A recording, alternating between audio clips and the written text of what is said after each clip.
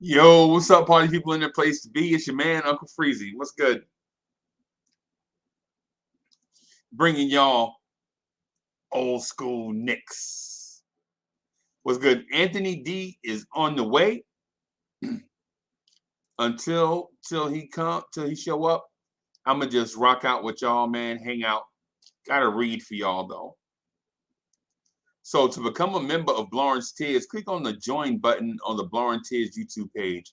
By becoming a member, you get perks such as party chat acknowledgement, members only live streams and videos, Lawrence Tears emojis, and more. A link to the page will be in the description below. What's good? What's good, everybody? How y'all this morning? Chilling, rocking and rolling. Foles Phil's in the building. What's good? What's good, brethren? What's good? Man, just hanging out tonight. Oh, we here. Yeah. Yeah, we are here, brothers. We here. We here, man. I'm excited. I'm excited, man. Where we at? We are here. What's good, Ryan? What's happening? Salute, salute. Old school Knicks is in a place to be. Waiting on Anthony D to come hang out. Anthony D just hit me. Let me see what he's saying. All right. All right.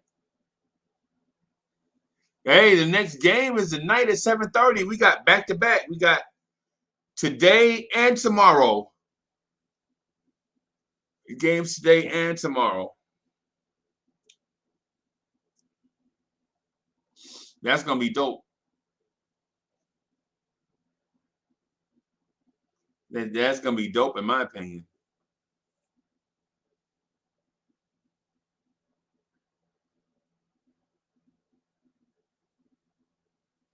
Ha ha ha ha. Yeah, man.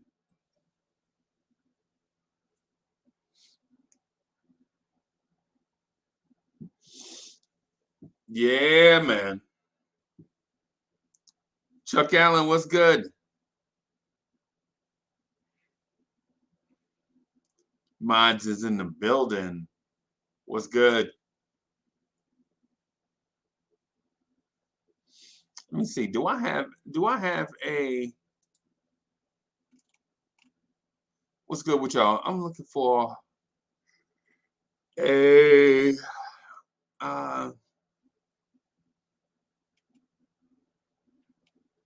where is it?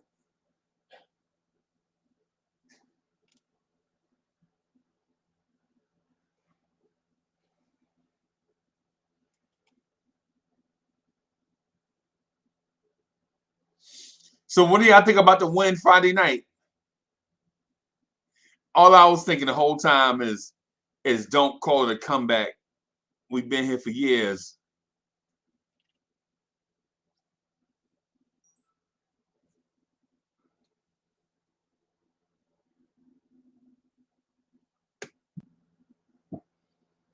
Okay.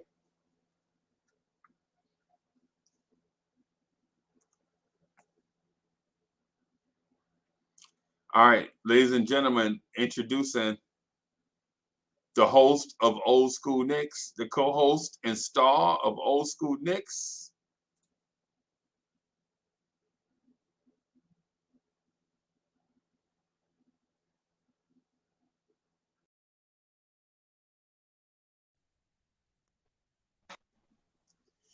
What's good, boss? Good morning, Uncle Freezy. What's going on? Ain't nothing to it. You gotta do me better than that, yo. You gotta do my name. You gotta do my likeness better than that. Come on, Uncle. Put some respect on my Better than this? name. Better than this? Absolutely. Better than that?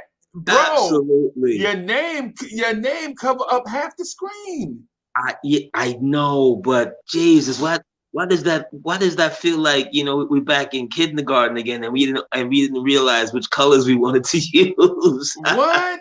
Nah, bro. I thought that was a tribute, bro. But we'll work on that. We'll work on Okay. that. But how about we work on this though? Let me first say good morning. Let me first say good morning to Nick Nation. Good morning, Thank you. Nick Nation. Thank you very much for joining Freezy and myself. And I know where we're gonna start. We're gonna pick up, in recent history, Friday night, you know, and so forth.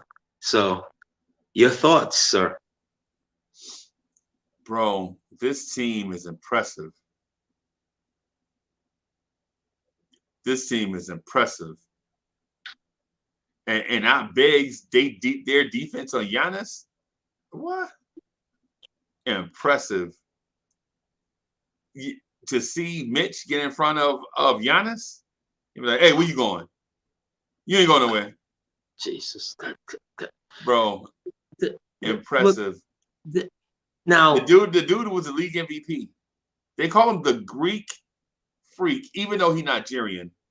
Even though he's Nigerian, they call him the Greek Freak. But whatever. I I don't want you to use the word impressive and Mitch in the same sentence ever again. Okay? Come That's on, an man. Cut him some. oxymoron. That's an oxymoron. Okay? Because the man didn't see the light of day in the second half. Maybe he got a minute or two. Okay? The Right. coach rode Nerlens Noel like he was Seabiscuit in the Kentucky Derby. Okay. Why? You know why. You heard me call your phone when you refused to answer the phone. You heard what I said. He's a bum. Nah, man, don't do that. Let's I'm gonna stop with these pleasantries when it comes to some of these players. Okay, we're gonna keep it a buck, as I said, as I told the fans last week. I'm I'm no longer gonna hide my feelings, just to be nice because they're on our team. Just because he had a hurt leg. Oh, New Orleans Noel had a hurt leg. You see him out there? How did he look? Let's start there. How did New Orleans Noel look? Come on, bro, don't do that. No, I'm asking you. How did New Orleans Noel look? They did good, bro. I asked you a particular question. How did New Orleans Noel look to Uncle Freezy? He looked all right. My God, Freezy. What am I gonna get truth out of you, sir? What am I gonna get reality out of you, sir? Bro, he was okay. New Orleans Noel was damn near dominant. Okay? No, When you man. when you when you elected, because remember, the first 40 minutes of the game, I mean in actual live time, they stunk up the joint. Until RJ, Rose, then quickly got into everything. Then Randall slowly picked it up and came back in. But the one consistent throughout when they put him in was New Orleans Noel. Unsung hero. Did the job that his younger starter is supposed to do. And you're giving us a he did all right. Mitchell Robinson, man. You throwing Mitchell Robinson like Mitchell Robinson was somebody in that game. Excuse me, where was Mitchell Robinson in the second half, sir? If it wasn't for Mitch, man, that game would have been crazy. Oh my God, Knick fans, can Knick fans please? Knick fans, can we say something to Uncle Freezy? Can Knick fans please right the ship here with Uncle Freezy? If it wasn't for Mitchell Robinson, oh God, you sir, you're back on that old TV show that we used to watch and love as kids. Fantasy Island. Fantasy Island. Remember that? Yeah, I remember Remember Fantasy that? Island, bro.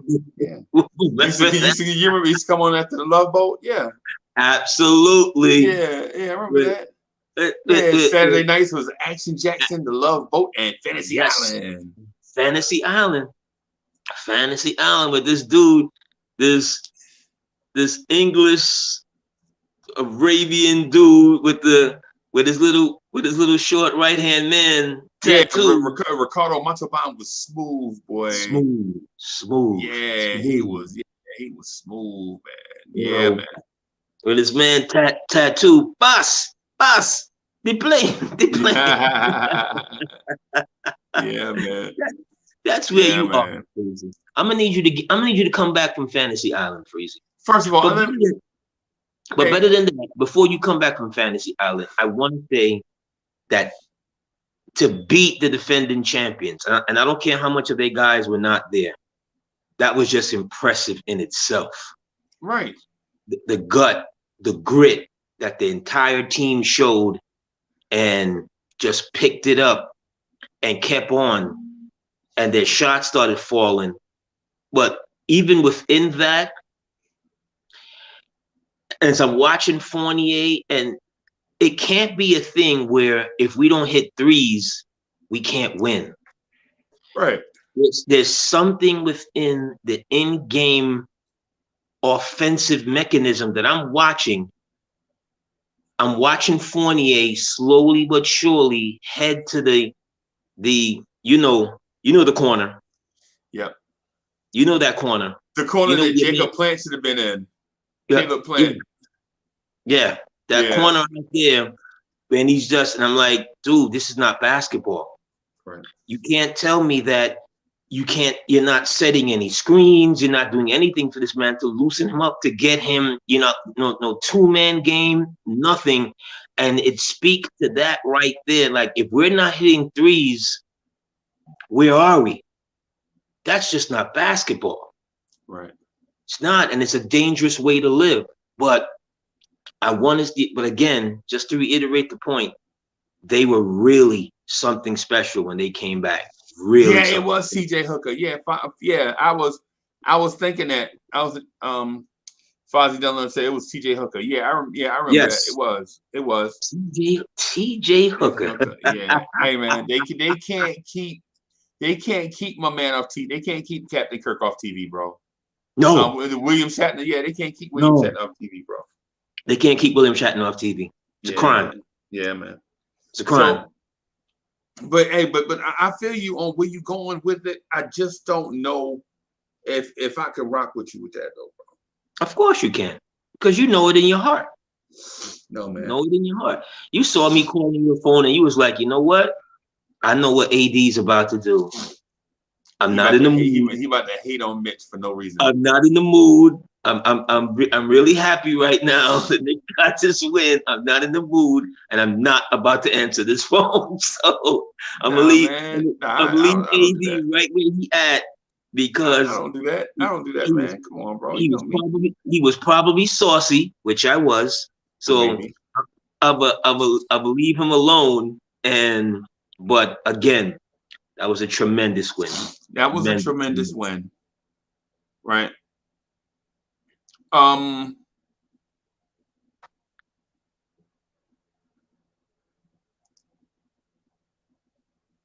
Get it off your chest. So I was told by a guy this thing, and I was like, yo, you need to come on Old School Knicks with that, man, because you may have some support. But if you come on Old School Knicks and say it, I'm gonna eat you alive. He was like, why are you gonna eat me alive? And I was like, because I not only do I disagree with you, your point is trash. Ooh. So my man said,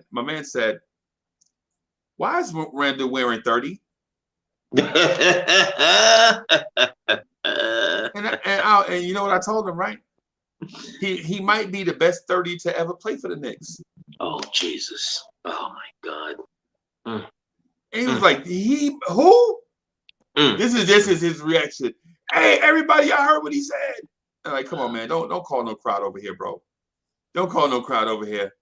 Mm. The older cats come over there. They like, you remember that young boy? Used to wear 30 for the Knicks. I was like, yeah, Randall. They're like, no, that other fellow, the fellow that blew out his knee. And I was like, yeah, here we go. King of New York. Bro, you can't retire somebody's jersey after like 100 games. That's the original Frank White. King of New York. Yep. King of New York. I feel you right, but the thing is though, you can't be a one-hit wonder and get your jersey retired. Now that's disrespectful. Okay. Just because you from the city. That's very disrespectful. Right. And it, let's remember something. He didn't get hurt in Magic City making it rain. I know this. Okay. He got hurt in the uniform. Right. Doing something that he wasn't even known for. Getting back on defense. Yep. Hence why his body couldn't take it. If you remember that play, that I think it was a Wednesday night. You remember that play when he's chasing down Reggie Theus and he full extension jump, and literally in midair, you saw it that by the time he came down, you knew it wasn't good. Yep, you knew it wasn't gonna be the same. You know, it didn't look good, it didn't feel good. It just changed the trajectory of the team and who he was as a player. Because for a lot of, the young guys who don't know what Bernard King was, just look at his stats. Just take a look at his stats. Look at his scoring. Yeah, look at his scoring. Look at his scoring from who he was from Tennessee, gets drafted by the Nets, gets sent to Golden State. Yeah. He had, his personal issues, which, it's hard to talk about a man's personal issues when you didn't walk in his shoes. Yeah. But the way he had those demons. But once he cleaned it up, even before he cleaned it up, just look at his rookie numbers. I think his rookie numbers, did he average 21 his rookie year coming out? Like, if someone is a rookie now and get 21 points, he in the Hall of Fame. Hall of Fame. I mean, he in the Hall of Fame after his first year. BK, is a Hall of Famer. I can't remember on this new list, did he make the top 75? Yeah. But did he make the top 75? Yep. He did? Okay. Let me check to be sure. I think so. I had the list pulled up here. I hope I didn't delete it. But we had 9 Knicks on it. Yeah, I deleted it, but we had 9 Knicks on it. He was on it. We had 9 Knicks on it? Okay. Yeah. Okay. There were some guys, because I think I'll give you one that I didn't think that I was, when I heard made it, I was a little, that Carmelo made it. As far as top 75 players who ever played. And I was like, whoa, okay. AD, that's why the Bernard King thing is crazy. Because you, sir, have lost it. Not only is Carmelo Anthony a better player than Bernard King, he did it in an era against two of the greats of all times. Okay, let me bring home my point to you with what I'm about to say. Who was the dominant small forward during Bernard King era? The dominant small forwards? It was, yes. I mean, along with himself. But I was gonna say it's probably Bernard King. Larry Bird got the rings, but Bernard gave everybody the business. He gave Mark Aguirre the business. He gave James Worthy the business. He gave Dominique Wilkins the business. He gave He gave Adrian Dantley the business. He gave Alex English the business. All of those guys that I just mentioned, every single one of them, I believe, have over 20,000 points. Bro, are we ready to start this Bernard King is better than Carmelo thing? Because I just saw somebody mention it in the chat. Well, you started it, but I'm gonna surmise it and hopefully put it to bed here. What's the biggest complaint what's going on in today's game right now? Everybody's complaining. Even better than that, everybody's complaining that they're not getting the calls. Right. Right? That the refs are holding on to their whistles. What did they do back then in the 80s and 90s and 70s? They let you play. They let you play. God, they let you play. Look at the numbers. The first thing that those old timers are going to say right now is that you couldn't play in my era. Because in my era, they let you play. It's not until you had certain guys and certain specialists started coming on and the Jordan era. Yeah, one tricky move begat another tricky move. One tricky move begat another, and this, and now then you got the flop artists. Geez. Look at what Detroit used to do to Michael Jordan. Yeah. Assault. Yes. They let him play. If Mike was playing in over the last 5-10 years, the way how the rules and stuff were, what record would he not have assaulted? See what I'm saying? So as when I draw that comparison, it's like you had one guy that it just didn't matter. It didn't matter if you had 3 defenders on Bernard. It didn't matter if they shifted their. Because he wasn't gonna pass it, no way. Didn't, but he was gonna hit the shot. Who you want to shoot it? Him or Louis Orr? Him or your favorite, Truck Robinson? Oh, Truck Robinson. Yeah. Him and my sister graduated from the same college. Him or Rory Sparrow?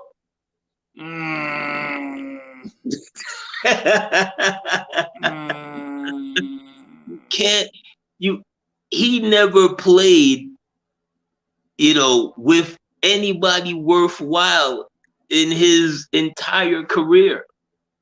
Yeah. He's a one-man show his entire career. Carmelo can't say that. None of these other guys can say that. Period. Yeah. So hopefully I've put this conversation to bed.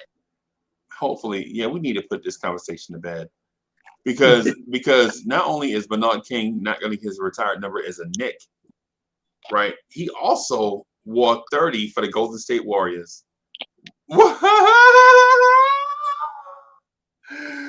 Hey, Bernard King won 30 for the Golden State Warriors. And so not only is 30 going to get retired in 2 cities, and it won't be him. I was never big on retired jerseys anyway. I don't think his number in the time that he spent here, he didn't have enough time because he got hurt. So on that, I'll give it to you. But he didn't have an impact, bro. It's like going from records to CDs to iTunes to whatever. The songs are still the same. Doesn't matter the format they're played on. Okay. You can't take away what he did in 84 and in 83. You just can't. He has real bodies. Bro, so for people that don't know, the reason why I don't like Bernard King like that, I'm not saying I'm not a fan of his game and respect what he did, is because he got traded for my favorite player. Right? So I don't really feel Bernard King like that. I'm not the revisionist history person that's gonna say it's the reason why I don't feel Sprewell like that. But you know what I'm saying? We're here on Old School Knicks where we're revisiting everything. So how are you not gonna be a revisionist person? That's what we're here doing. I respect the history and I can recant the history. You know what I'm saying? I just don't I'm giving you my real feelings as a Knicks fan as to what happened and why. Can you please tell the people who was he traded for? Michael Ray Richardson. Okay. a 6'5", silky smooth point guard, blazing fast. When focused, Oh God. he may have been a top 5 point guard in the NBA. Is that what we're saying? When focused? When focused, yeah. The man because Lord knows, the man needed 10 chaperones. Yes. At all times. And they had to live on a diet of coffee and no-dos to chaperone him. Because if they ever dozed off, he was gone. Ever. Gone. Gone. How that man survived as long as he did before getting suspended for life out of the league, yes, was a miracle in itself. Was to show you how much, you know, the people who own the game really only care about what you do on the game, in the game. Right. Because that man should have been put out of the league much long ago and given some real help a long time ago. I saw him, and mind you, I love Michael Richardson as well. His game was just, if you saw what he did in 84, the year after Philly wins the championship, you saw what he did to Philly. One man band in the first series, first playoff round series, he destroyed Philly, and they were the defending champions. Right. But he had so many issues. He had so many drug, alcohol. Again, I hate speaking on people's personal issues and so forth, because you just didn't walk in his shoes, a mile in his shoes. But he even said when he saw Commissioner David Stern, he thanked him. Yeah. He thanked him for helping him get his life on. Yeah, for helping him get his life, because he was definitely on he was gonna die. Yeah, he was on a fast track. He was on a fast track for death. Yeah. Yeah. Because he started out as I ain't gonna say a country boy, but he grew up in the Midwest. I think he's from Denver. Yeah, he's Colorado. From Denver. Right? He's from Denver. And Denver's not a small city, but Denver is not New York City in the early 80s, bro. No. In the early 80s, New York City was, oh God. New York City, disco era New York City. What? So he leaves there, goes to Montana. Montana was a basketball school. What's the name? I went to Montana also. Phil Jackson. Yeah. Went to Montana, right? He comes and he's this guy, 6'5", lightning quick feet and hands. Yes. Right? Lightning quick feet and hands. Was a very, very good athlete, but his reflexes and instinct were top notch. Yes. His reactions were top notch. Now he didn't overwhelm you with skills. He had skills, but he was no Magic Johnson type skills. He was skilled. He was no Maurice Cheeks skilled. He was no Iceman skills, right? He was a good athlete with lightning quick reflexes, reaction, and instincts. Great size for a point guard, right? Because he played during the Calvin Murphy era. He was an excellent athlete. He ran a win-aided 9.7 in high school. Wow. I didn't know that. Yeah. He ran a win-aided 9.7 in high school. Bro, the dude we saw him. The Lakers won the championship one year. I can't remember. Whatever year they won the championship. The coach was bringing Michael Ray off the bench, and he had to prove that he was the starter, that he was a starter, right? And he ripped Magic Johnson 3 times. Yes. Turned him over 3 times in the first quarter. Yeah. In the first quarter. Magic Johnson could not bring the ball up against Michael Ray Richardson. Right? Michael Reed Richardson went on to have the game of his life up until that point, right? And people were like, "Yo, you gotta start this cat. You gotta start him." There's a documentary on him with Chris Rock doing the voiceover. Okay. You know, Michael Ray and Willis Reed, who was our general manager at the time, drafted him. Yeah. And Willis doesn't get enough credit for his basketball knowledge and so forth. Right. You know, especially in upper management. But Willis drafted him. But he was the kind of guy, again, as you know, along to your point, where they brought him to a city that is just, especially at that time, you know, heavy in the cocaine era, heavy in everything. You know, the league hadn't been cleaned up yet, and you got him on a team where he's a young pup on the team, and all your guys are, you know, back in those days they used to wear spoons around their neck. Yes. The spoon was not, you know, something that looked fly per se. The spoon was there, so when you were doing a line, it was there, you know, to pick it was a tool. Yeah, it was a tool. You know, you got him on your team without proper mentors to help him, and he's wide open. And I remember him saying, like in that documentary, he said he was a mama's boy. Yep. Him, his mother, and his sisters, they would have raised him. He really didn't have father figures. The coach out there in Montana was a father figure to him. Willis Reed, he said that Willis Reed was a father figure to him. And then when they fired Willis, you know, he kind of lost the person that he really respected, was really there to help him and guide him along. And people don't notice and understand something as we're talking about, you know, father figures. And I touched on a little bit about, you know, last week and the week before when we were talking about, you know, where young people are going wrong and so forth. That you need structure. Yeah. You need structure. Without structure, it doesn't matter how talented you are. Like that guy was all world talented. He had everything. He could hit the three.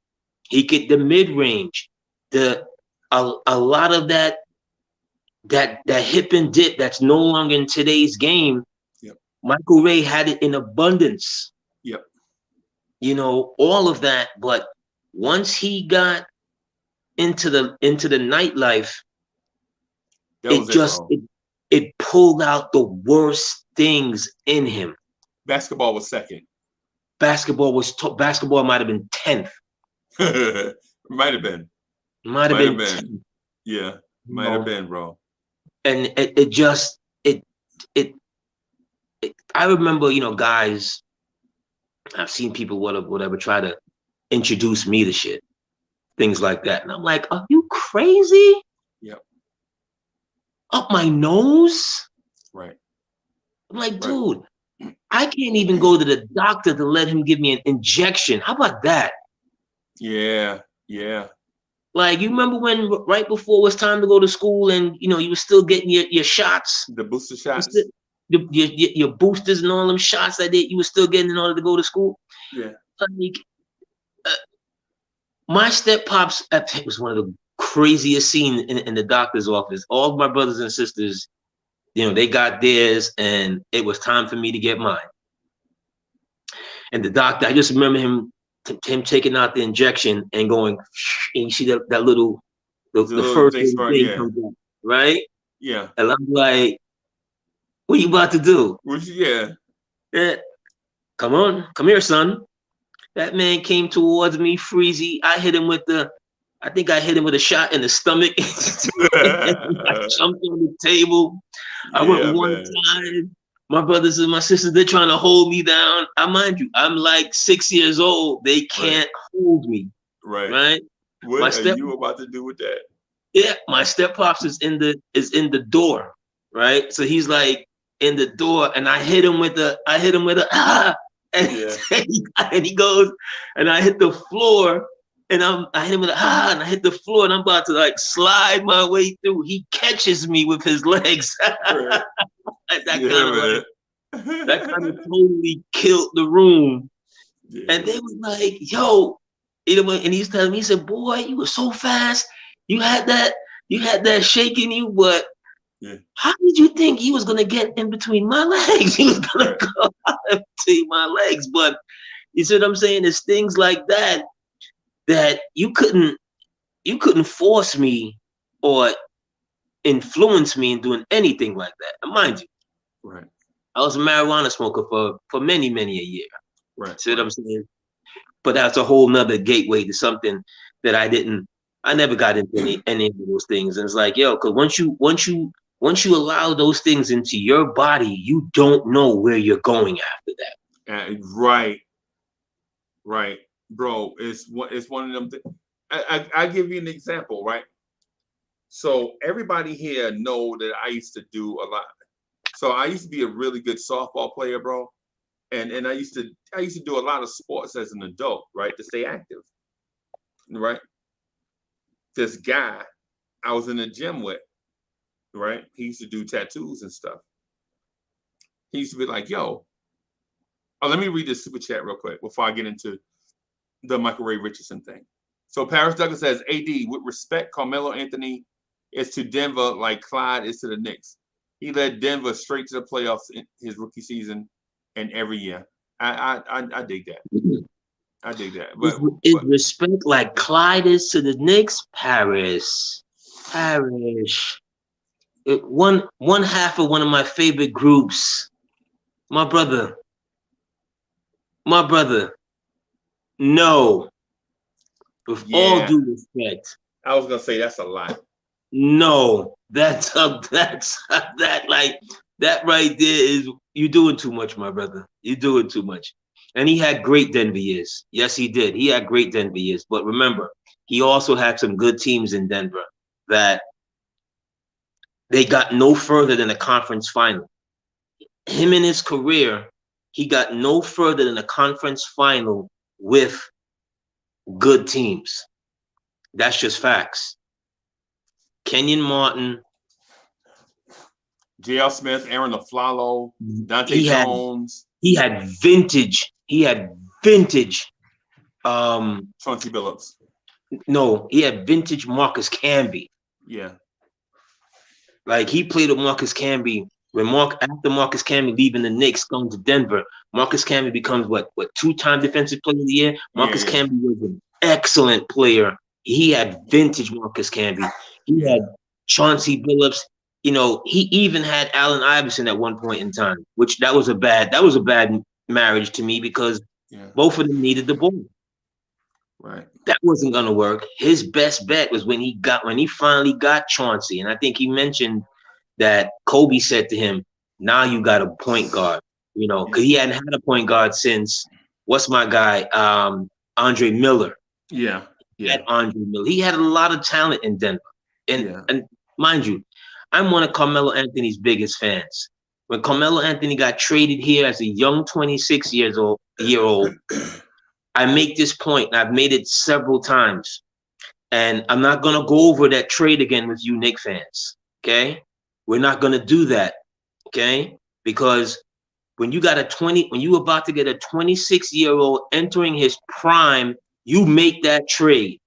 Okay, for the spare parts that we let go, you make that trade. So for those of you who are about to start writing your nonsense in the chat, I'm not going to get into it with you. Yeah, okay, man, that thing but was Carmelo Anthony, and the Knicks traded for him.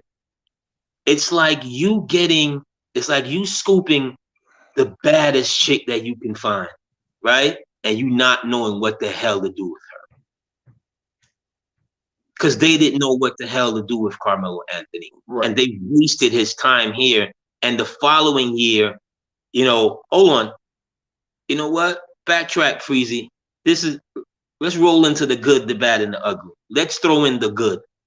Throw up the good there, my brother.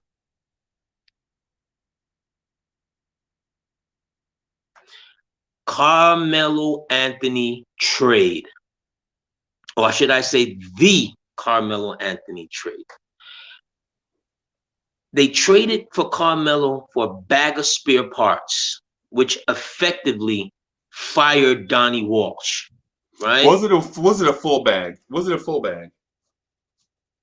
Half a bag of parts. When you go to the, you don't want to get the real parts from the dealer. You go to the side man on the side and the side street. The shop looked like it's about to fall apart. Yeah. They got them from there.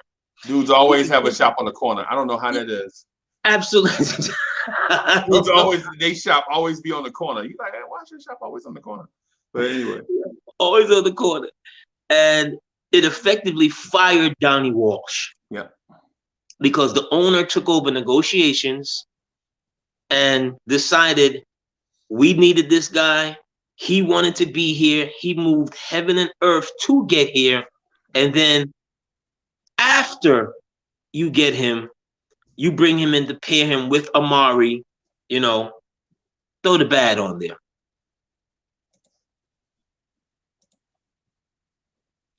The bad. For those of you Knicks fans, and I'm gonna bring home the old point of Bernard King with Amari Stoudemire. There's those of you out there that worship the ground that Amari Stoudemire, because Amari Stoudemire came here as a free agent on a 5-year contract. Remember that, okay? Yep. That 5 gave years, us $100 million. That gave us upwards to 3/4 of one season and produced self-injuries to himself in not one playoff series, but 2. Okay? There's those of you who would absolutely walk the plank for Amari Stoudemire, but yet still, some of you don't want to put the respect on Bernard King's name. Okay? Yeah. Okay? The bad. You get a young Carmelo Anthony in his prime, and then all of a sudden you don't have a point guard. You don't do the trade for Chris Paul. You're not able to get Chris Paul, and then you somehow, some way allow D'Antoni to start rubbing this guy the wrong way, and people get hurt. I think Melo sprained his ankle or something to that effect at that time. And then here comes Freezy. Let's throw it up, the ugly. Let's throw the ugly in there. Jeremy Lin. Jeremy Lin comes in and then he takes the NBA by storm. By storm. Right? By storm. We've never seen a shooting star like that, ever. Right? Jeremy Lin, in the space of a week, I'm watching NBA TV throw up his numbers and comparing him to Walt Clyde Frazier. Yep. Right? I remember Kenny Smith that night on the NBA Tonight or whatever. He said, if anyone ever do that again, I will slap somebody over here, around here. You ever compare Jeremy Lin to Walt Clyde Frazier? Bro. They bring in Jeremy Lin. They were trying to show Melo the door. Yes. Right? You remember that? You remember them first 2 weeks of Lin's sanity? He's got the world under pressure. Right? I said some things at the time which was not very nice, When it came to Jeremy Lin, I was like, he don't look no special than the guy who delivers my shrimp fried rice. Very bad. I know I shouldn't have said that, but I really meant it at the time. Yeah, you should. Right? You should have said that, man. But at the same time, because they were. Carmelo D'Antoni goes into the Knicks office and is like, oh, if you trade Melo, or from the word that we got from the media, if you trade Melo for crosstown with that the Nets eventually got from Utah, or Darren Williams, or he quit last night. Yeah. Right? Or he quit. Did you say what? He fought last night. Who? With himself? No, he's an MMA fighter. He owned he owned the biggest gym, well not the biggest, but one of the best gyms in MMA. It's in Dallas. Deron Williams is now an MMA fighter? And he is good, bro. I don't know if he won or not last night, but he is good. Serious? Whoa, I didn't even know that. I thought we were going along the lines of Mark Gastineau and all these other professional athletes. Yeah. Too Tall Jones. Yo, yeah. I saw this dude was like 5'10". Ed Too Tall Jones is like 6'7", and he beat the hell out of Ed Too Tall Jones. Yeah. Oh my God. Yo, but as we're finishing up the ugly, that was really ugly. So I guess we're in a really ugly segment. You remember that night where the Knicks played Miami and Chalmers stripped Jeremy Lin the first 2 times he tried to bring the ball up the court. Right. LeBron, Wade, Chalmers, and Bosh and that whole team, they said, this Linsanity stuff is over right now. Yep. Okay? It was so bad he couldn't even bring the ball up the court. Yeah. Okay? And then on top of it, once he got hurt, okay, he didn't come back. When they interviewed him, this is going into the playoffs that year, because remember, once he got hurt, he never played in the Knicks uniform ever again. Nope. I'm gonna point that out. He was interviewed and he said he's 85%. 85% for any athlete. That's good enough. That's more than good enough to play. Yeah. He said he's not going to be able, because what? And he was being honest. Because why? Upcoming free agency. Yeah. Then what did he do to the Knicks? Okay. Remember, he signed the poison pill. He signed the poison pill contract with the Rockets. Okay. After everybody was reporting him, Woodson, and Carmelo, they met for dinner. They sat down. Whatever. They worked out how things was going to go. Blah, blah, blah, blah. Right. Owner was going to pay him what they could pay him. All of a sudden, breaking news, he's signing to go with the Rockets. Yep. See, I hate bringing up those parts because for 10 games, he probably was the best player in the NBA at that time for 10 games. Yep. And it was the ratings. I think his games still hold more than the highest ratings, more than any other Knicks games, even their championship games, even especially during the Melo years, during the Melo years. Yeah. It was, you know, I remember him that night against Toronto. Oh yeah. Calderon couldn't do nothing with him. Calderon could not do nothing. Oh my God. Good Lord. He gave Calderon, and this was in the first half, Calderon and them was giving us the business. Yeah. And somewhere he kept picking up his game and putting in. All of a sudden, they clear the floor and he hits that game-winning 3. Oh my God. But it was sad to see how it ended for a young man that literally had the city and had the universe on a tizzy, right? But he decided that he didn't want to be in New York anymore. And this is the thing when I'm about to land this plane with Carmelo now. Let me do my thing on land, because your argument is one-sided.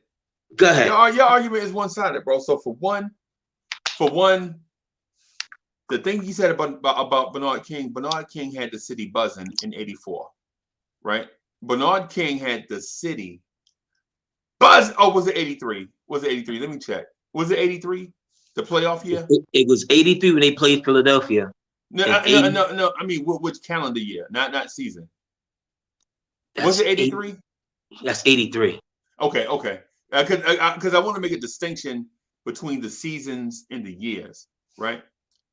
The Bernard King had the city buzzing, the NBA buzzing the year, on 1 year in the playoffs, right? But Linsanity had the city buzzing 10 times more than that in a 10-game stretch. Yeah. Right? 10 times more than that. Easy. Right? And so the thing is that we didn't know about Jeremy Lin is before Linsanity started, Jeremy Lin was murdering dudes in practice. Yes. Murdering dudes on every practice.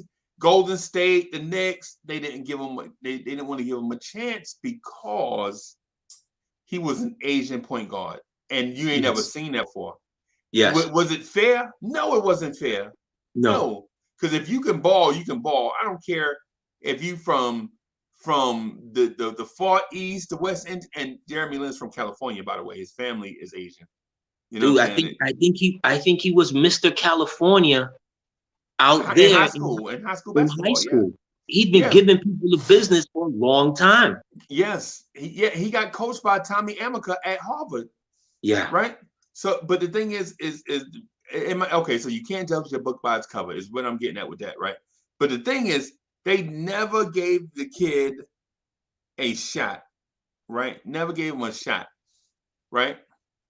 So the night before Linsanity erupts, they put him in against Celtics in a throwaway game. I think the Celtics up by 17.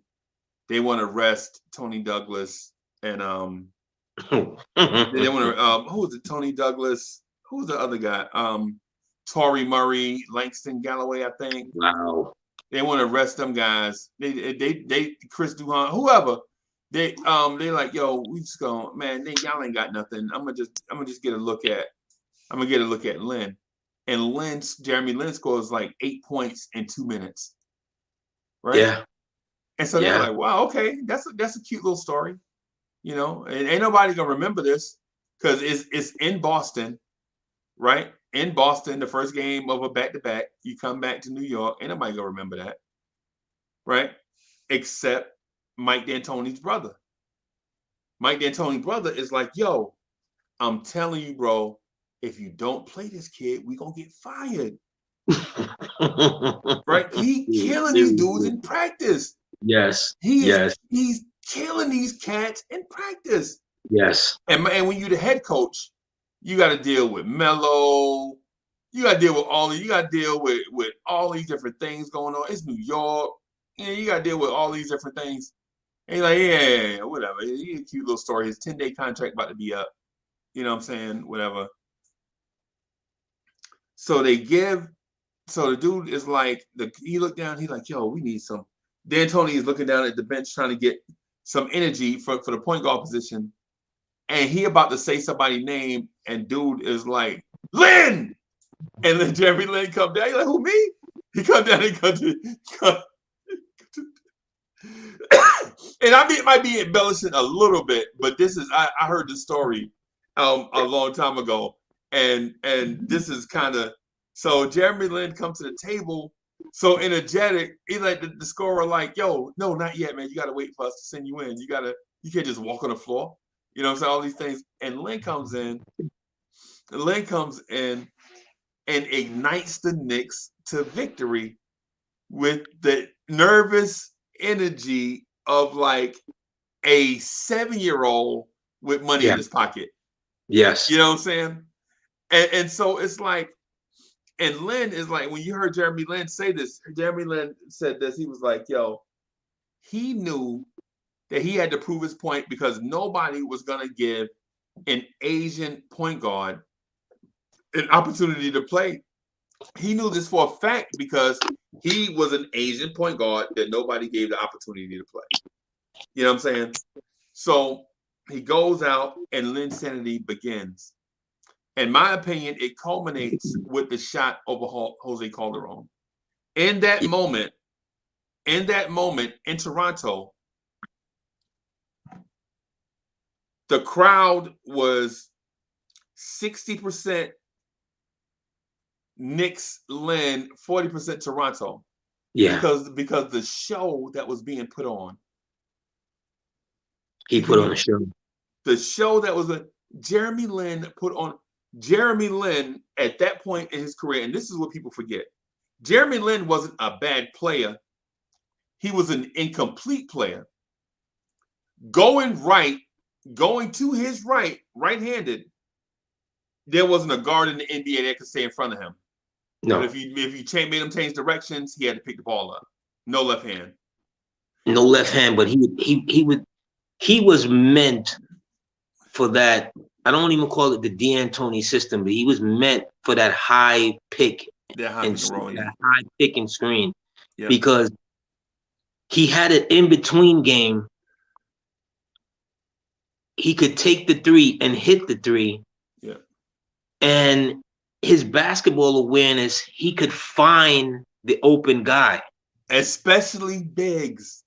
Yes. Especially bigs in traffic. Tyson Chandler had a renaissance with Jeremy Lin. Loved playing with him. And he could hit. So he knew how to be a very good conductor. He was a very good conductor. He knew how to, and he could score. Yes. And for a little man, he could finish. Right. And if you slept on him, he could bang it on you. Yeah, he could. Yes. He could bang it on you. You gotta keep it all the way a buck. He had it. He just left us a sour note because it looked like with him and Melo, and if you somehow got Amari well enough, which, we know what happened there with all his wine bath bathing and all that nonsense. He never did anything for us, Right. But just the way how he left the team with his double dealing, and he never explained it. I heard him say something about it, like why he left with him. I'm like, you know what, Jeremy, that's such bullshit. Like, stop it. Like, dude, my guy, you got with Yao Ming and whoever your representatives were, and you thought it was just a better situation for you. Right. Just keep it a buck. Just say that. Yeah. Just keep it a buck. That Houston life was something that you thought would be better for you because, stardom is one thing. Right.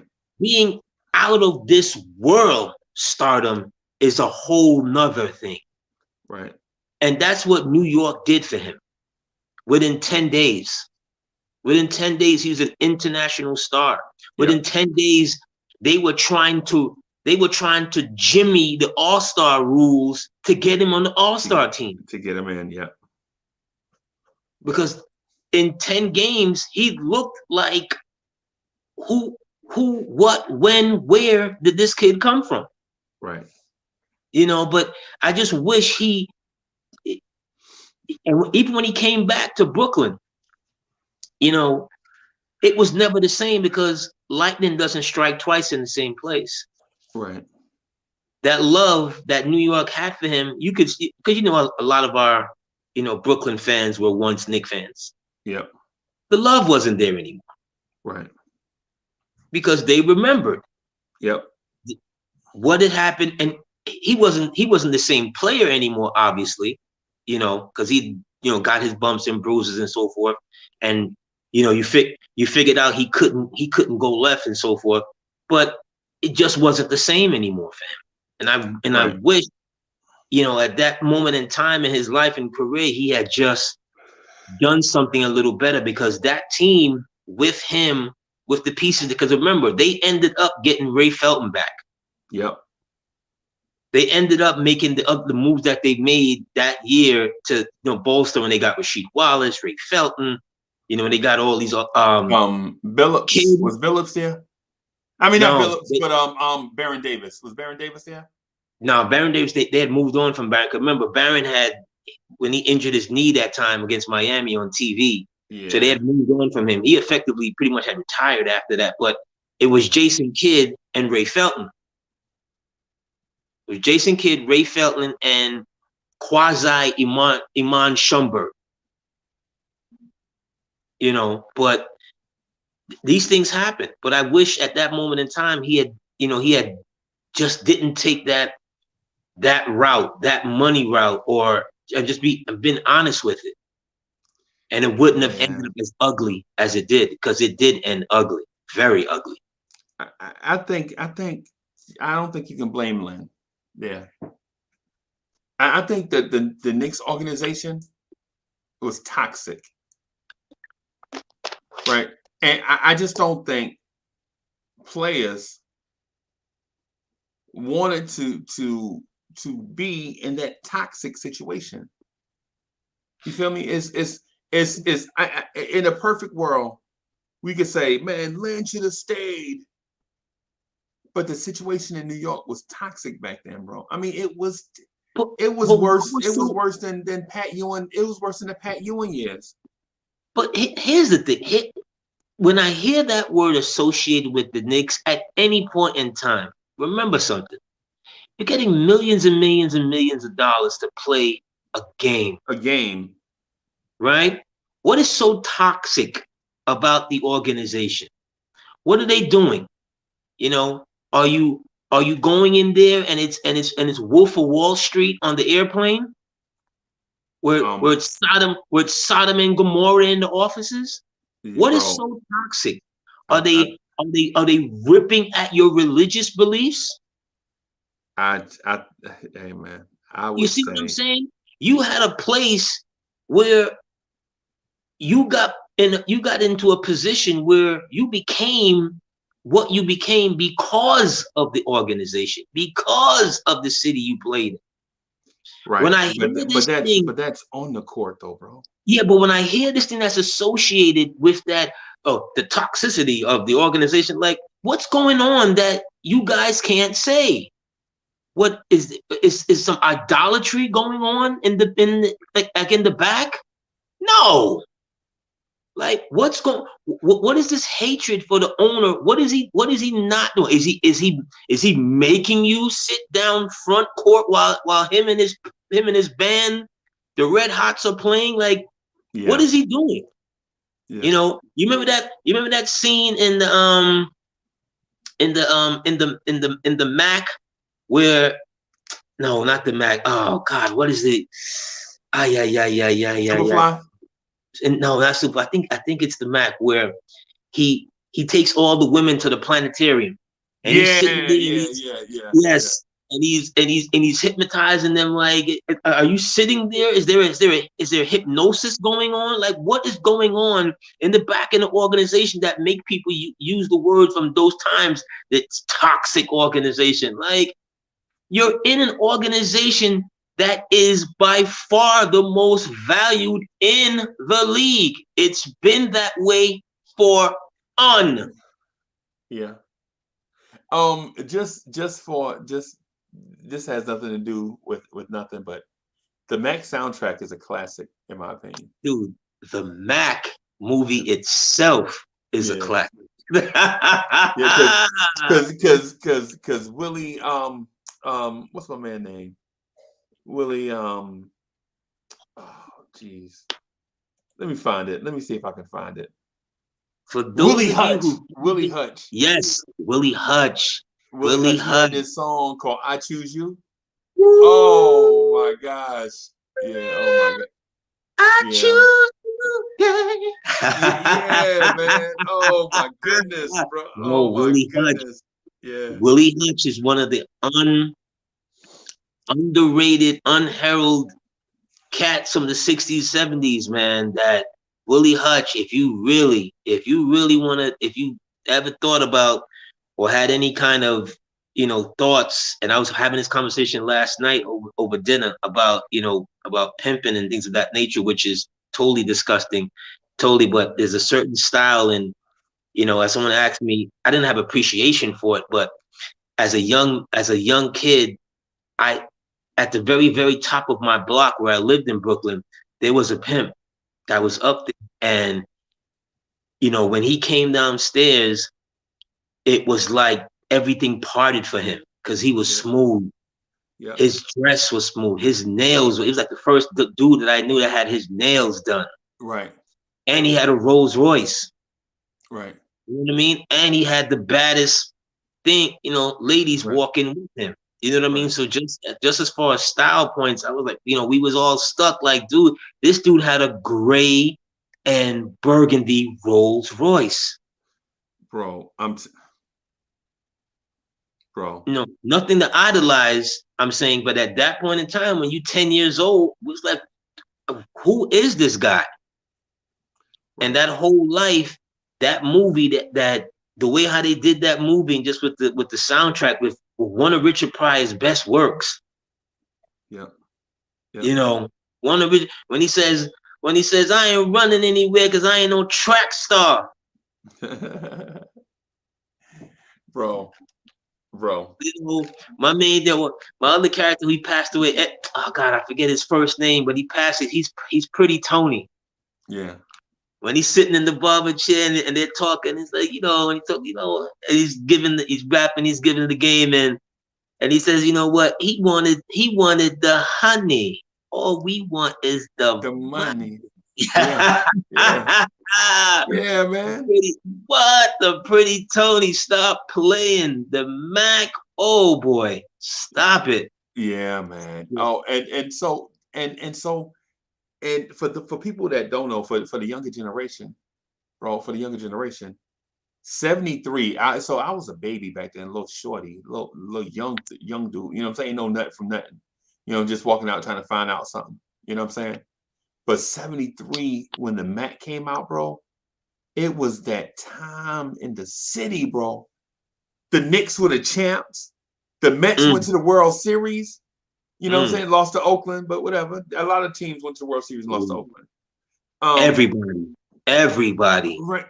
It was lost just to Oakland. Yeah, it was just that time, man. Like New York was the place to be, bro.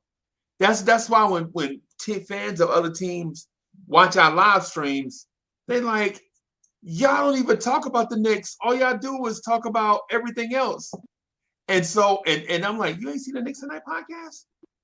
Yeah, he's like, man, I watched it, but all y'all do is nitpick y'all players and talk about everything aside from on the court.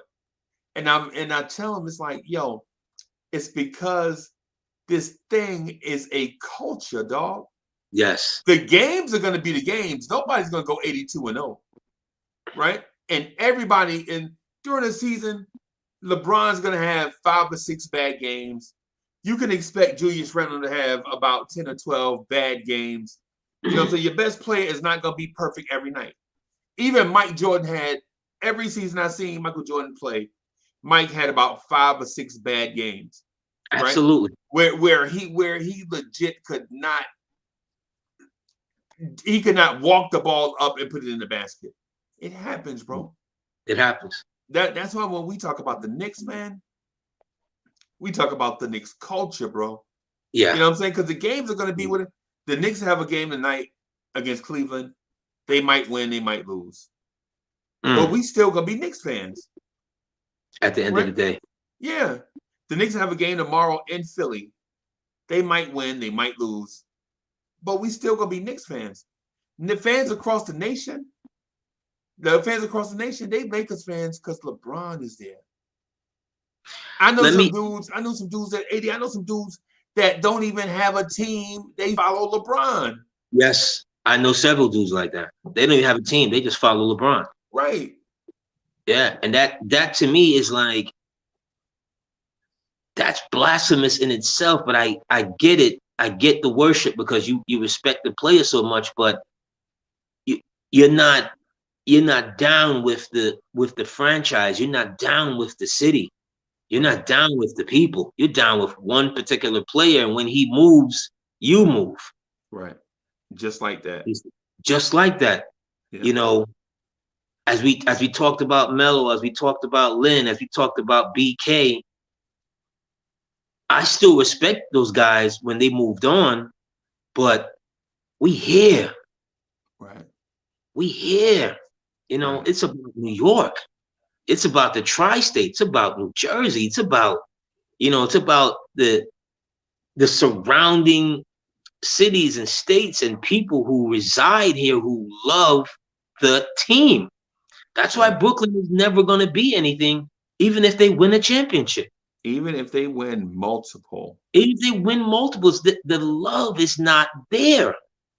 Right. You know what I mean? Like, when you used to hear old timers talk about the Brooklyn Dodgers. Yeah. a lot of those people that were around at that time, they're slowly, going off into glory, but the essence of that team, it still lives on. In Brooklyn. In Brooklyn. Like if you saw where the Dodgers played now, the Ebbets Field houses, you're not going in Ebbets Field houses unless you're from there. Yeah. You know what I'm saying? But the memory, like how they talked about those teams and Jackie Robinson, Don Newcomb, and all of these, and all of these guys, Pee Wee Reese, and how they talked about all those guys and how they used to affectionately call them the bums. The bums. But out of love too. Yeah, out of love, but they can say it, but let someone else out of town call them the bums. Right. You know what I mean? So it's the love for the Knicks. That's why we have 15, 50, 100, 150 different podcasts. Every time I look up, there's someone else. There's an offshoot of an offshoot of an offshoot because everybody loves this franchise. Yeah. And our reach is a lot wider than outsiders know. Like our fan base is international. Right. You see Andy from Nothing but Knicks. Yeah. He up 3-4 o'clock in the morning, his time. Right. Just to get on to talk to Knicks fans on the other side of the world. On the other side of the world. Yeah. Because it's not a game. Right. You see what I'm saying? We are in love with this organization, we're in love with this team, the culture, the people, the city, the food. It's everything. It's everything. So when someone calls us toxic, back to my original, someone calls us toxic, or there's something toxic in the building, I'm like, if it's toxic, then we as a people are toxic. You move on because you couldn't handle it. Remember this? You're a Mets fan, I'm a Yankee fan. I don't know how. You're a Yankees fan? Oh my God! Blue, the pinstripes, baby. Never forget that. What are we doing, bro? What are we doing? The pinstripes, baby. How can you be from Brooklyn? Because I'm a winner. Okay. I'm a winner. Okay. All right. In the we just talked about the Brooklyn Dodgers. No, we grew up in the 70s. It was all about the Yankees, baby. It was all about Reggie Jackson. First of all, the Mets won the World Series in '69. The Yankees were trash. The Yankees were trash up until the Yankees were trash. The Yankees were trash for a very long time, up until God rest the dead, Mr. George Steinbrenner bought the team. From the time Mickey Mantle retired, to the time they brought up Thurman Munson, the Yankees were trash. They were absolute trash. So Thurman Munson, that group of Thurman Munson, Willie Randolph, Bucky Dent, Goose Gossage, Craig Ron Nettles, Guidry, Greg Nettles, Chris Chambliss. They just had Lou Piniella, Mike Torres, Mickey Rivers.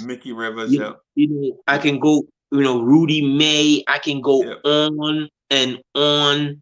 And then once they got, because I was a kid, but I remember I had a number 44 t-shirt. Yeah. But pinstripes. Once they got Reggie Jackson, and this is what he is, the modern day New York tri-state athlete. Right. That it didn't matter if you put him in a kettle. Right. When the moment got hot, right? Yeah. Look at him in 77, his 3 home runs, 3 pitchers off 3 straight pitches. Yeah. Right? Yeah. Yeah.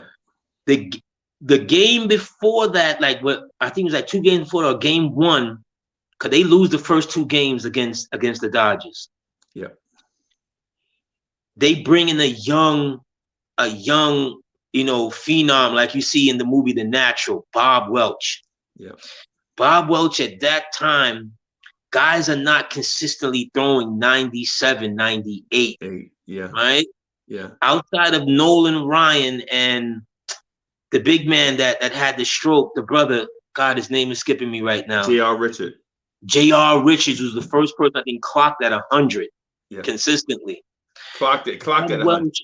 Yes, clocked at 100. Bob Welch comes in, pimple face kid, looked like something straight out of a movie. Yeah. And he throws it high and hard to Reggie. And Reggie, even when Reggie struck out, he gave you everything, right? Reggie strikes out. Reggie didn't do the, you remember your man that took the curveball against St. Louis. You remember your man, when he was doing the mambo. No. I don't want to talk about that. I don't want to talk about that. You talking about Carlos Beltran. Oh yeah, you remember your man he was doing the mambo. He did the mambo. Right three. Yeah. Reggie swings, misses, and he falls down. He gets up. He gives Bob Walsh a couple of you watch. I'm gonna see you again.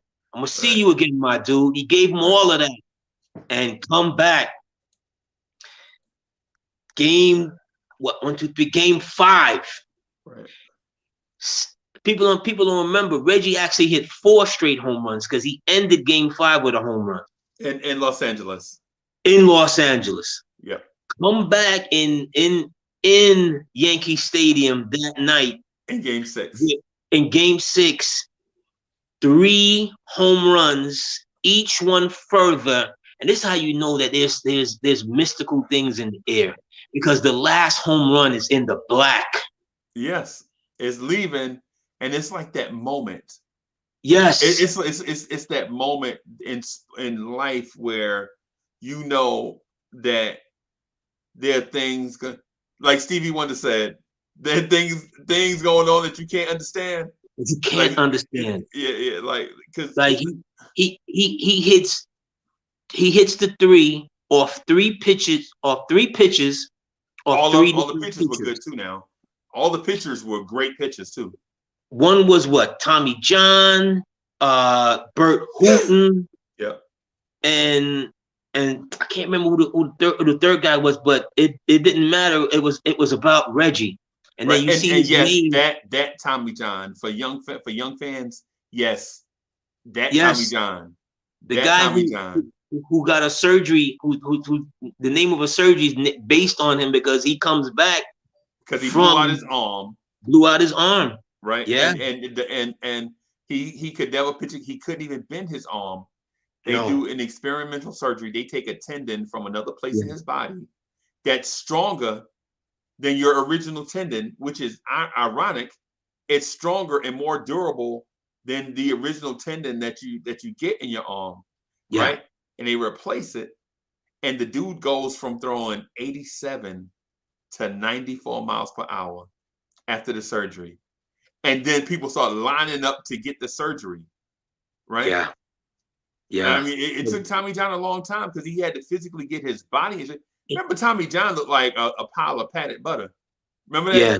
Tommy John didn't look like an athlete. Tommy John could have walked past the ball. He just tricked you with his delivery and, because he's a lefty. He eventually came to the Yankees and so forth. But just that night, like just for athletes, like I was saying, the modern day athlete, when you come here and you can't make it here and you cry because it's so difficult, that it's too much media, it's too much that. Look at Reggie. Right.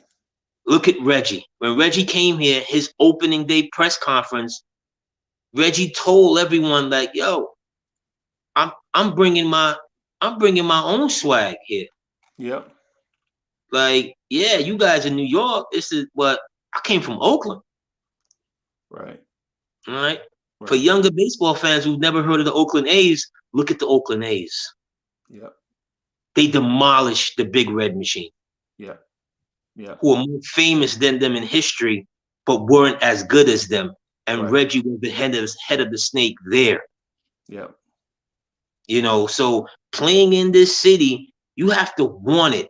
I remember a guy that came here, Ed Whitson, a pitcher. I remember him. Ed Whitson came here during a time where Billy Martin, God rest the dead, that one of his many, many trips here is the coach. and we signed Ed Whitson to a big deal. And Ed Whitson, I think, I think he was with the Padres at the time. And Ed Whitson, he got the money, but when he came here, he just, I don't know if it was the water or what. From the moment said go, he was just horrible. Yeah. And the fans and everybody let him know that you got all this money and you trash. And one night, and Billy Martin used to tell him the same thing, pretty much, you trash. And, you know, if people remember Billy Martin, you know, Billy was the original cowboy. You know what I mean? Yeah.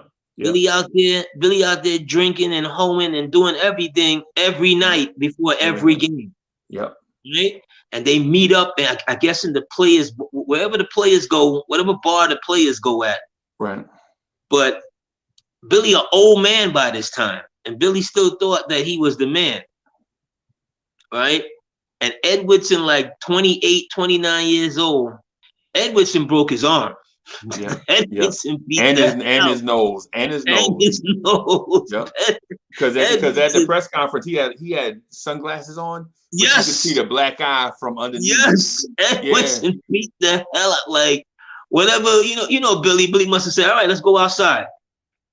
And the thing was, they said that Ed, there's only two things Ed knew how to do in life. Ed could pitch, but Ed loved to fight. Yep. Yep. And you know, Billy must have said, you know what? You know, you trash. You know, why they gave you all this money? You know, I can't wait to trade you. Great. Ed Whitson was great with another team before he got to the Yankees, bro. With another team, and you just saw, as you said, that you just saw Billy in the sunglasses. You just saw Billy in the sunglasses, the black eye under, and George had to fire him. Yeah. You know what I mean? George had to fire him. So when you get here to this part of town, although we haven't been winning recently, don't think we're not expecting to win. We're still expecting to win. Right. So what we want, it's in our DNA. We want to win. We're winners. Right. So don't come here and, you know, you're Melito Perez and you Pascal Perez and, you know, I'm gonna throw some. Let me throw some names at you. Since you're a Yankees fan, I just want to see the hurt. Danny Tartabull. Oh. Danny Tartabull. Big contract. Contract. If we're gonna do that, let's go name for name. You do Danny. I'm gonna throw one. Bobby Bonilla. Oh. Let's go one for one. No, I don't want to do that. You don't want to do that? I don't want to do this no more. Bro. We gotta pay Bobby Bonilla every July 1st until 2030. For the rest of his life. Basically. But Bobby did have the greatest TV moment when he was gonna beat up Art Spencer, when he told Art, make your move. But there was a lead up. There was a lead up to that, though. And listen, Bobby Bonilla, in my opinion, was right up until the point where he was about to punch the dude in the face. Once Bobby Bonilla wanted to make it physical, he was wrong for that. But at the time, and in fairness to Bonilla, there was no outlet for players to tell their side of the story. That and Art was relentless. Art didn't back off. Oh my God! Art wasn't backing off. And if people around that remember New York sports and sportscasting and so forth, Art wasn't a regular sportscaster per se. He was kind of like the fill-in kind of dude, but he was on the beat. Kind of like your 6-man kind of sort of. Every chance he got, though, man. Come on. Every chance he got, but that day, Art wasn't backing off. You see, and Bobby told him, "Yo, I'll hurt you." Yes, and he meant it. And he absolutely meant it. And I can't remember who the guy who was there, who was next to him, because it wasn't a whole lot of people in the locker room that day, or maybe the way how the camera was focused, it seemed like it was only like 3 or 4 people, Right. and But it was Art's never not that though. backing off. It's always 50 or 60. But yeah. But Yeah. right in the way they were positioned, Art's not backing off. And there's nobody to step in between them two. And there's no one to step in. Yeah, there's no one to step in. Right. He's not backing off. And then Bobby finishes with the rest of it, you know, like what the homeboys say. I'm just chilling. Right. Right. Bobby Bonilla, bro.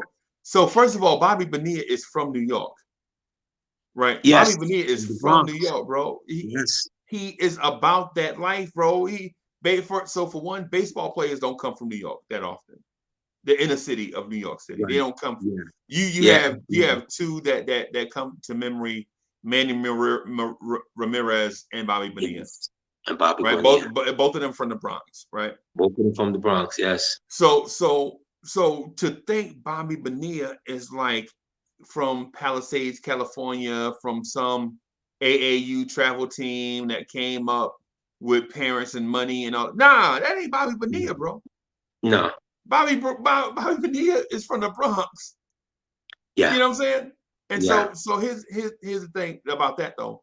When you write articles that say the man's weight and numbers is higher than his batting average, that's personal. You know what I'm saying? That's personal. You ain't gotta do that, bro. You ain't gotta do that. You know what I mean? Hey, Johnson Lento, I did see that. There's no Kemba Walker tonight. And I wonder, is Quickly gonna start tonight? I think tonight's the night that Quickly will start. Well, I think tonight should be the night that we see some more of the youth. You know, we see Grimes. Oh, geez, here we go. Yeah. It's one of those things like how we talked about Lynn finally getting his moment, his shine. Yeah. What if this is Grimes' moment? What if this is the other young player? What if this is his moment?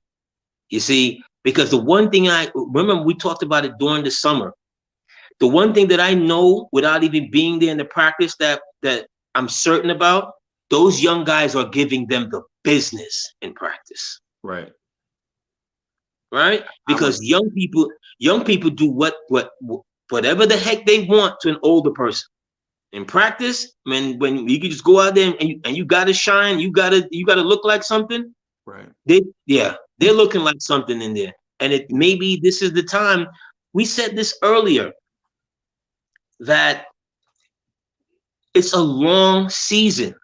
Did we not expect that Kemba is not going to need some time off? Of course. Of course. I said if you get 60 games out of him, 60 regular season games, you should be happy. Yeah. Right? Yeah. So maybe this is the time to ease in the young guy. Grimes. You know, the Knicks at Night podcast, we talked about this about if these rookies are as good as last year's rookies. Right? Yes. Man, I would say so. AD, I gotta go, man. I gotta get out of here. I gotta wrap up, man. So I can do a couple things, man. But what I wanted to do though is at some point, man, you and I we have to queue up, huddle up the All Sports YouTube channel I got and talk boxing, bro. And talk Yankees of the 70s. We gotta talk some 70s. We gotta talk some 70s Yankees. We'll talk some 70s Yankees, and we'll talk some mid 70s, early 80s Mets. Right. We'll talk about Neil Allen. You know, we'll talk about the original Kong, Dave Kingman. Oh my God. Dave Kingman was in a slump so bad one year he had to bunt, bro. Remember that we got Dave Kingman. we signed Dave Kingman and George Foster.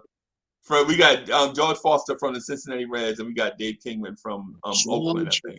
Foster. There is a name George Foster was a part of the Big Red Machine, Machine. Yep. right? And by the time he got to the Mets, and He the was Mets, washed. he was so washed. He was, oh my God, he was washed beyond Right. washed, Yes. right? Yep. By the time he got to the Mets, it was like, why? Why? And the Yep. Knicks had done a lot of that, getting Mm. guys, getting the Vin Bakers of the world, Yeah. right? When you know good and well that that man is washed, Right. but somehow, some way, you think that he's going to recapture something. Yeah. Like, that man's career is over. Oh my You know, God. why bring him on this stage? Right. Why let him finish and look as bad as he looks, and you knew he was going to look. But He was let washed. me know. Let me know about the all sports. You know what I mean? Yeah. We'll do that. We'll do that beforehand. Maybe we can do um um maybe we can grab a couple of people like G Man and some others so that we can because what I like to do is set the picture for those that watch to understand why it is that we talk about the things that we do, why we bring it up this often, and why we revere or would like to forget certain things in New York sports history. And it's not because we're just random haters, it's because an event happened during this, like for instance, in 77, like people forget is in 77, 78, 70, whatever year that was, the Bronx looked like a war zone. Yes. A war Yes. zone, bro. The Bronx, New York. The Bronx, New Yes. York. The Bronx Looked is like burning. The it Bronx looked is like burning. a war zone, bro. It was that there's the World Series that we talked about. It was on fire. They had set Right, a couple of buildings on fire one of those nights, and I remember Howard Cosell is doing the game, and one of their video, the video people, whatever, they pan to it, and Howard Cosell is like, no, no, we're not hmm, gonna do that. yeah, We're not gonna show the audacity of the New York citizens and blah blah blah. Howard used to get in his bag, you yeah, know. But yeah, let me, but yeah. it's Yeah. That's who Stephen A. Smith tried to be now. no, That's who I think Stephen A. he can't, Yeah, man. he can't Cause, be, cause he can't be Howard. no, he can't. Nobody can be Howard. I know this, right? I know Nobody this, can and be. I understand it, right? No. But when you hear Stephen A. Smith cadence, Yes. when you hear his Yes. cadence, sometimes Yes. he gets into this Howard Cosell type He cadence. rise and fall. He rise and Yeah, fall with his voice. and people Mm. that hear it, they are them. Oh my gosh, Stephen A. Nah, bro, we already heard that like 40 years ago from Howard Cosell, That bro. I'm was good. that was Howard was, and there's an old documentary on him that HBO did, and Howard was, for there's there's something about yesteryear and the guys and girls, that had a certain kind of class and style, Right. and how they just, you know, Howard could recognize that. See this young kid right here from Louisville? He the next best thing, The Louisville Lip. He is right? something. And I'm gonna be the first person to call him Muhammad Ali, and he's gonna be my man. And while he's young and he's rising, every chance I get, I'm gonna stand next to him, Yep. and then I'm gonna be something. Yep. And you know And what he then, did too to Ali? yeah, That he what he did to Ali also, and I think Ali appreciated it later. Howard Cosell opened a lot of doors for Ali on TV and special events, special appearances, and things. And it was Cosell, right? Because all the heavyweight champs before Ali didn't get these same privileges. No. Like you didn't see Muhammad Ali at the Copacabana. All he did was walk into Copa and wave his hand to everybody, and people losing. Oh my God, hey champ! Muhammad Ali on the Bob Hope special. People don't know who Bob Hope is, right? But whatever. Yeah. Muhammad Ali on the Bob Hope special. You just walk up there and do this to Bob Hope. Just put it on his chin, like, see, I almost had you, sucker. See, we didn't see stuff.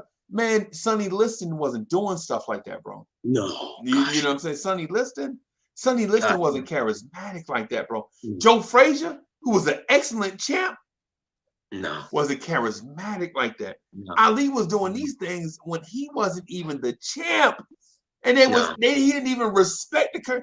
He didn't even bro. When George Foreman was the champ, Ali was still doing these appearances and all these things. Like, Ali was the champ. Ali never wasn't the champ. Right. Because he had his title. He had a better title, and he the one who coined the phrase, "I'm the people's champion." The people's champion. Yeah. Yeah. So even when he lost to Ken Norton, even when he would lose, or as time went on and he wasn't looking like the same guy he was before, he was already the people's champion. Yeah. Yeah. And it's not until he finally retired and so forth, even in retirement, whenever you would see him, HBO does this thing where they span the crowd. The moment they span the crowd on Ali and his eyes flicker up, the whole arena goes bananas. Right. Because he was always gonna be who he was. Yeah. And that's what Cassell did. Cassell recognized early on, like, this kid is hot. Special. This kid is special. He's hot. And I'm gonna hitch my wagon. And at some point in time, I'm gonna be able to veer off. And then once he veers off, and then Cassell does his thing and becomes, the most controversial, the most talked about. But dude, he's a sportscaster. Sportscasters were not, even now, sportscasters are not household names. Bro, he took so there was a dude, two dudes, right? Jack Buck and Kurt Gowdy, right? Jack Buck and Kurt Gowdy from the 50s, from the 40s, 50s, and 60s, right? Howard Cosell wiped them off the map. Basically. Yeah. You know what I'm saying? Because I remember being very little, listening to Kurt Gowdy as a legend, right? Like, they were, oh my God, this dude's a legend. Barber. Yep. Vince Scully. Vince Scully. What's my man? But they became more fractional. Like Vince Scully, you think Vince Scully, you think baseball. Right. You think Chick Hearn, you think Lakers. Lakers, yep. You know what I'm saying? Howard Cosell, you don't assign him to any one thing. He is what's hot. He's just hot. Whatever is hot, he gonna be there. Whatever is hot, ESPN tried to do Stephen A. Smith like. Remember Stephen A. Smith trying to do boxing? But in fairness to him, and he gets a lot of flack, you know. I remember calling his show one time a long time ago. How long were you on hold? I don't even, but you'd be on hold forever. But I remember that day I was in my car and I was gonna stay on hold because he was unfairly riding Stephon Marbury. And I know we said we're gonna get now Stephon Marbury back, and I know you gotta go, but we gotta do that at some point. I was sitting in the car and I was like, you know what? I gotta call in, and I called in. And I called him ignorant, live on the air. And to his point, to his credit, he didn't cut me off. Right. He's like, "You calling me ignorant? You calling me?" And I said, "Yeah, you're ignorant. Yeah, you're ignorant to this particular point. As much as you know, you're not understanding that these guys have feelings too. They have families too. Right. Watch and listen, and when you berate somebody day in, day out. Wait a minute, so you call Stephen A. Smith New York, the radio show? Absolutely. Years ago. This had to be what, 10, 15 years ago? Yeah, this is like 2003 or 4. Okay. This is like Marbury's second season here right there. Okay. Yeah. So, but I know you got to go, Freezy. So Yo, let me we got to know. get something to eat. Do some Uh, preparation. about to go and enjoy your Sunday. And again, to all of the Knicks fans out there that was out here listening to me and Uncle Freezy, again, we appreciate you for being here, for rocking with us and so forth. The old school, I like to say the vintage, the vintage New York Knicks talk at 11 a.m. every Sunday. You know what I'm saying? And thank you very much for rocking out with us. Uncle Freezy, give me that holler. Let me know. We can do it. We definitely gotta, because I saw a dude somewhere post Canelo in his prime would beat Roy Jones Jr. at 168. Oh Jesus, God, Lord have mercy. I saw this somewhere, and God. I don't believe Canelo at 168 beat Tommy Hearns in his prime at 168. I don't think he beat Felix Trinidad in his prime at 168.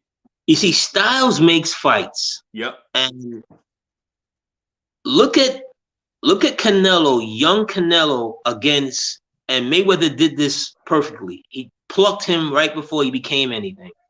Right. Look at Canelo against a 36-year-old Mayweather. Couldn't do nothing with him. Couldn't hit him. Couldn't hit him. Imagine Canelo at now, 26, 27, with Roy Jones at 25, 26, 27. He's not going to be able to touch him. Bro, I'm telling you, Roy knocks out Canelo. Not. Roy knocks out Canelo, and Roy knocks out Canelo. Imagine Canelo, another person. Imagine Canelo against Michael Nunn. Same type of against Michael Nunn. No, man. No, I don't want to imagine. Michael Nunn is going to scrape him. Yes. He's not laterally quick enough to deal with that kind of athlete. The only reason why he won last night is because Plant doesn't have power. No. If Plant had any power whatsoever, Plant win that fight. And that's the sad state of boxing here today, which is why MMA has been able to carve a niche. Right. Because you don't put the best fighters against the best fighters. Right. It takes too long. How long have we been hearing Spence versus what's my man in the welterweight division? Spence versus Buck. Spence versus the dark skinned dude. Yeah. Spence done had a major. Spence damn near died, came back a couple years later, and they still can't get the fight. And listen, and so the Spence almost died in a car accident. Yes. Right. What's my man name? I'm looking for what's his name? Oh God. Still can't get it. They still can't get it together. That's this Terrence is Crawford. That's his Terrence name. Crawford. Terrence Crawford. Yeah. They've been talking. I saw Crawford. It's on YouTube. About 4 or 5 years ago, him, Spence, and Crawford, they're nose to nose. They're talking it up. All that yakety yak. I'm ready. Get it on. Right. Let's go. You know what I'm saying? I want to see I want to see Lopez against Tank Davis. Get it on. No, you don't. No, you don't. Absolutely. That's the fight I really want to see. No, you don't. Lopez against Tank Davis. That's the fight I really want to see. What's Tank weight? He fights at Tank is 130. Lopez is what? Lopez is what? Lopez is like a 139. Welterweight? That's damn near welterweight. Welterweight is 140. He's junior welterweight. Somewhere in there. Tank is moving up anyway. That's the fight I really want to see. I don't want to see Tank move up. I want Tank to stay where he at, bro. I want to see the best, but you understand what I'm saying? I want to see the best fights. Right. But they don't. But it's too much. You're not gonna see these fights, bro, because with the exposure, you get to see more talent. But when you see more talent, everybody thinks they're the best. And Everybody want to hold on to the belts that they have. Everybody, see, the way how the powers that be, how they have fighters is if you get a loss on your record, you're done. You're done. That's the biggest thing that's killing the game. Yeah. A loss doesn't mean you're done. Mayweather being undefeated doesn't mean he's the greatest. Right. See what I'm saying? Like, you look at some of these old-time fighters. Look at Archie Moore's record. Yeah. Archie Moore was a great fighter, bro. Archie Moore had 175 fights. Archie Moore was a great. Look at Sugar Ray Robinson's record. Right. Look at Henry Armstrong's record. Oh my goodness. These guys, these fighters, their records are like they don't all have. It's not all 100-0. Because why? You get matched. Sometimes you get lucky enough that the other dude is an animal too. Right. And you'll get lucky enough that maybe you'll have a second fight or a third fight. You'll have a trilogy. Right. Look at Tony Zale, Rocky Graziano. Yeah. Look at their 3 fights. Go back and watch their 3 fights. Go back and watch one. Zale Graziano won. Right. You know, Basilio Robinson. Look at their fights. Right. You see what I'm saying? Like, that's how you're gonna get the interest level back, but by matching the best, making the best fight possible, and don't care about records. But anyway, Freezy, I know you got to run. Yeah, I know you got to run, but you know I could talk boxing all day. We could get into the boxing. I was looking at the pound for pound rankings while you were saying that, bro. And I was like, wee, boy. Back in the day, this round robin would have already started. Because if Sugar Ray had 1 belt and Tommy Hearns got a belt and somebody else got a belt, what they'll do is go beat that somebody else first and bring all the belts to the table. And it's mano a mano after that. Yeah, mano a mano after that. Or at some point in time, they're going to make, for as much flack as Don King got during the Don King tenure. I was just about to say that.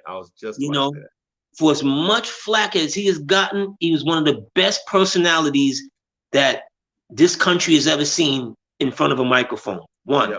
Yep. 2, whatever the business was, he made the best fights. Yep. That's just facts. Well, without Don King, there is no Mike Tyson of Evander Holyfield for 91. And then one of them, I think Mike gets hurt and they got to scrap it. But without Don King, those dudes wasn't going to fight each other. No. Because Mike was going down one road, Holyfield was going down another. Mike was going down the I'm going to beat all the old dudes road. And Holyfield was going down the I'm going to fight all the young dudes road, right? He was going to fight the Riddick Bowles, the Lennox Lewises, and all of them guys. And then, you know what I'm saying, then Mike gets stripped. But it was about the money for him. At the very end of the day, yeah, you're going to get a couple of these, you know, not every fight is going to be a killer, but you got to know when to put that guy in with what the people want to see. Right. The matchup that the people want to see. You know, fights that, you know, another great fight, you know, God rest the dead, Hector Macho Man Camacho Rosario. Right. You know, with him, a fight that should have been done 5 years prior, before that, was Camacho Mancini. Yes. They waited too long. They waited too long, bro. They waited too long. And Boom Boom Mancini he had great physical gifts, but by that time mentally he just wasn't. But he was just but Mancini, as far as Mancini was like a Jeremy Lin in his trajectory, in his stardom. Mancini every time was on TV. He was the darling, because he was an action fighter. He's an action fighter. Look at Mancini Arguello live on TV. Arguello knocks him out, damn near knocks him into his father in front row in the 14th round. You know, a lot of these great fights. You know, the late great Salvador Sanchez. Yeah. You know, you just had so many. Who's the guy again that couldn't beat Sugar Ray and Tommy Hearns? The dude Sugar Ray Wilfredo Benitez. Wilfredo Benitez was a great fighter. Great fighter. He's great fighter. Wilfredo Benitez is junior welterweight champion, beats Carlos Palomino at 17 years old. Yep. Yep. Right? Think about that. He's world champion at 17 years old. Right. Bro, you talking about the most naturally. So there were some things with boxing. I'm gonna say this, and I gotta get out of here, man. But you know what? Let's just save it. Let's just do a joint, man. When you want to get together, do a joint. When you want to get together. Let's get it. We can get it later on tonight. Let's get it. Let's get it. All right. Let me get out of here and do this, and then I'll hit you up. All right. All right, boss. Knicks family for life. Peace.